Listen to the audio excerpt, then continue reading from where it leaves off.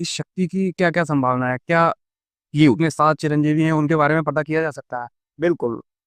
देखिए, जैसा कि हमारे यहाँ पुराणों में वर्णित है, अश्वत्थामा बलिर्व्यासो हनुमान संगदाद विभीषणा कृपाचार्य परशुरामो सप्तेते चिरंजीविना।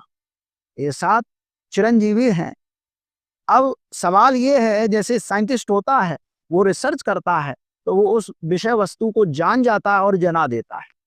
मानस में भी कहा है कि जो जाने सो देह जनाई, जानत तुम्हें तुम्हें हो जाई। उनके लिए साधनात्मक जो भक्ति की हैं, भक्ति करेंगे। हमारे यहाँ धर्म ग्रंथ कह रहे हैं, मैं ही नहीं कह रहा हूं। नरसिंह अवतार हुआ, ध्रुव और प्रहलाद से पूछा भगवान कहाँ है, उन्होंने कहा सब जगह। बोले ये स्तंभ में भी है, बोले स्तंभ में भी है। वहां भगवान प्रकट हुए। तो हमारे सप्त चिरंजीवी भी देव हैं, देवतुल्य हैं। उनकी भक्ति यदि कोई करता है तो निश्चित मिलेंगे, क्योंकि उनका तो कहा ही गया है कि ये इस धरा पर हैं। और कई जगह कई लोगों ने देखा है, जैसा कि किंवदंतियां भी हैं और प्रत्यक्ष में भी।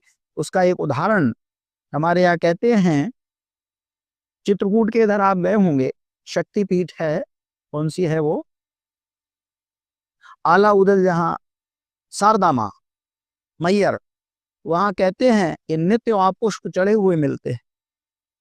आला उदल इनका वर्णन आता है कि ये जो है इस आज भी हैं और वहां पुष्प चढ़े मिलते हैं। वहां देखना है, वहां लोग जाकर के देखते हैं। हमारा सिद्ध स्थान हमारे गुरु महाराज का है, समाधि स्थल, जहां आप पहले गए हैं।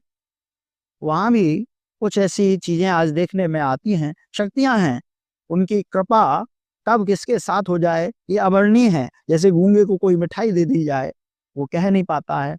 ये भक्ति का विषय है।